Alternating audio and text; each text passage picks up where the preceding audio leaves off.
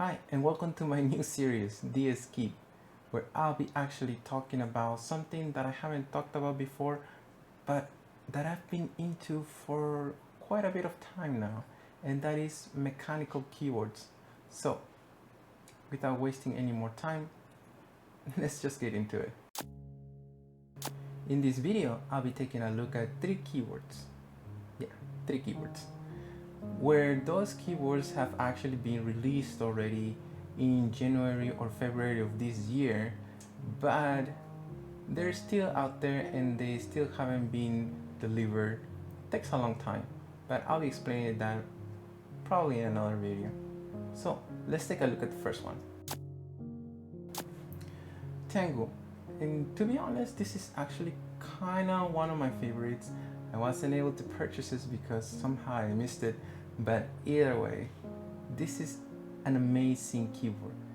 The reason why I like this keyboard, it is because of the layout. I haven't tried this layout at all, but it is really nice, and it makes me really curious about how it's actually working all together. Like, do I get used to it? Do I don't get used to it? How is it going to be? I'm not sure. That's why I wanted to get it, but I missed it. But who knows, maybe I'll find something similar. It is a nine-list layout, which means that you won't be typing like this. You will be typing more like this, with your hands separated, which is kind of interesting. Something that I haven't tried, but it kind of intrigues me. Another thing I wanted to mention about Tango is that it was inspired by a Japanese demon spirit or something like that, I'm pretty sure. And the cool thing about custom mechanical keyboards is that they're inspired into something. They're just not simply made. There is somebody behind it that is like, I feel like making this keyboard because I saw these, because I imagined something, and that is really important because you're getting a piece of someone thinking about something in that special keyboard, and there's not that many of them. They are not mass produced, so you just get 1 out of 100, or maybe if it's more prestige or more premium, you get 1 out of 50. Who knows? Another thing that this Tango came with is the very interesting design and colors. You had 3 colors to choose and 1 option for a different material, which was like PB, which is polycarbonate or something like that. Anyways, it's a transparent material, which is very nice, and it gives a different type of sound to the whole keyboard itself when it's completely built. This is actually very important.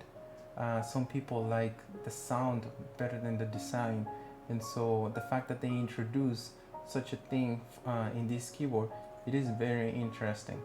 The keyboard itself is very simple. It has some nice angles and some nice colors, as I mentioned, but either way, an amazing keyboard.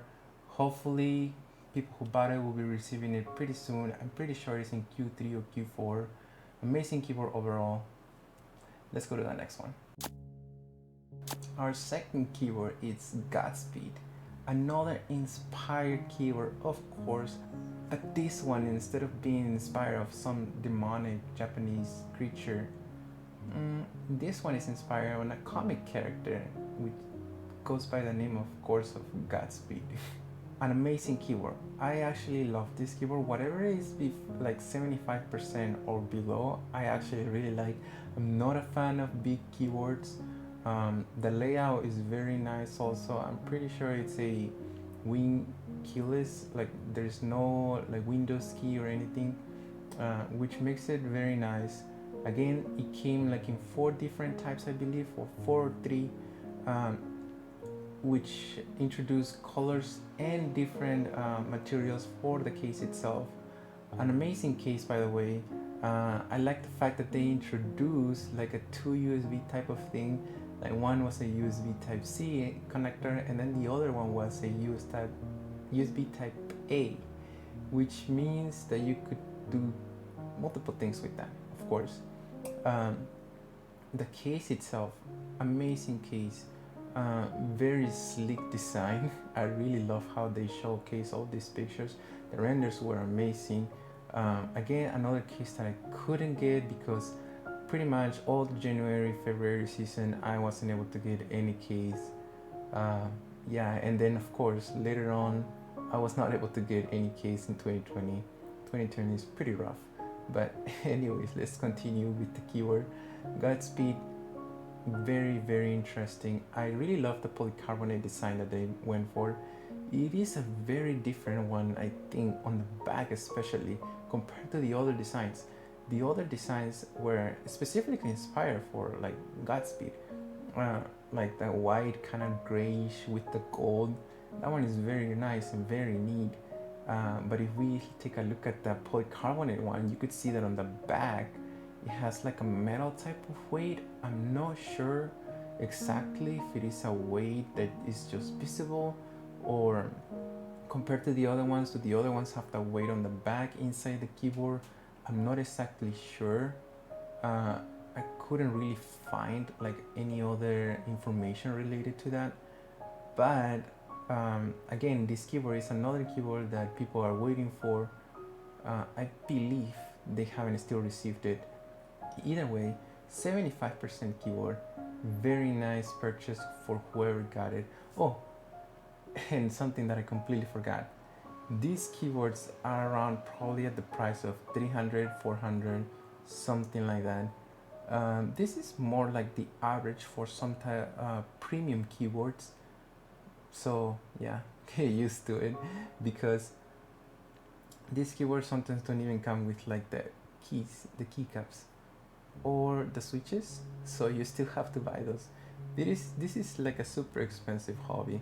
So if you're into it, cool. If you cannot afford it, well, just enjoy it. It's very nice to look at how people build them and how people play with them and how they sound. Very nice, interesting feeling, to be honest. Now let's just jump into the other one. Now for the third keyboard, we have the Kano Gen 2. Kano? I have no clue. Anyways, Kano Gen 2, whatever that name is, I'm gonna call it Kano. That keyboard, amazing. I pretty much chose these keyboards because they just all look cool, okay? So just stick with them. They all look cool, they look amazing. But this one, yeah, they really went with the slick design that I like. Very robust, both ways. It's like a sandwich mount, and you could actually see it is like sandwich because in the middle there's like a something between that you're able to see. Like, oh wow, the housing from the keyboard, you're actually able to see it like sandwich something, which is actually very nice. It has some buttons on the top. This is actually a complete keyboard. I believe it's sold as like a complete keyboard, which is not rare, but for those of people that are trying to build a keyboard, it's like a downer. But for those people who are just trying to buy some nice keyboard or something that they want to experiment with, it's actually very nice because they could just like disassemble it, do whatever they want with it, and play with it. Anyways, this keyboard again is like a 60%. Yeah, 60%. It's a 60% keyboard, and it came in many different colors, which of course, colors, I love them. But it had a lot of features that other keyboards don't usually have. Um, it had lights, which is very interesting for the community nowadays. I mean, some people like RGB lights, some people don't like RGB lights, some people like just a little bit of lights on the keyboard, some people just don't like any lights at all in the case or anything like that. But this one was very interesting. It just had lights on the corner. It had another accent on the caps lock to show you that like a little dot that would just like go on and off whenever you turn the caps lock on and off. And then one of the things that kind of impressed me, most keyboards when they came out, like most keyboard cases, I mean, in the community, they don't come out with like adjustable feet. They just come out with like, couple sticker button type of feet that you put on the bottom of the keyboard. So the keyboard doesn't slide, those are fine. I'm not saying they're bad, but you know, sometimes people want to buy a keyboard and still have that flexibility, which is very interesting because the Kano Gen 2 brought that with its very unique feet. There are sliders, and when you slide them, it increases the height of the keyboard by a little bit, but that little bit is very significant for some people. So the fact that you could actually do that, it is very important. Also, it helps whenever you are changing keycaps. Some keycaps are taller than others. For example, if we compare like SA versus Cherry, completely different thing. Cherries are just like very rectangular, while SA is just like some high buildings in your keyboard right there. So it is very interesting that they implemented this, and the way they did it in their website, they kind of explain it, but it's very nice. Now that I recall, I don't think this keyboard was inspired onto something. Usually keyboards say in the top what they're inspired on, what the people that created these keyboards were inspired on while trying to come out with a keyboard. This one, it was just not that inspirational, I guess. But regardless, amazing colors and visuals, it's something that I care a lot about. So yeah, this is definitely one that I really would have enjoyed to buy just to take a look at it and see like how it was. Unfortunately, I couldn't get it. It still hasn't been delivered though, so we'll probably be seeing somewhere around people who review or have this keyboard, or maybe just a couple clips of it, which will be nice. Anyways, sadly, this is pretty much all I'm gonna talk about keyboards for this video. So if you guys like this content about keyboards and want to know more about this amazing hobby that it's been going around, yes, it is super expensive. Prepare your wallets, cause it's holy fuck super expensive, but very rewarding when you have it in your hands. Remember that it's so amazing.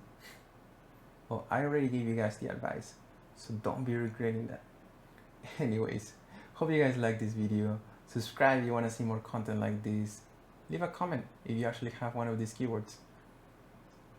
See you later.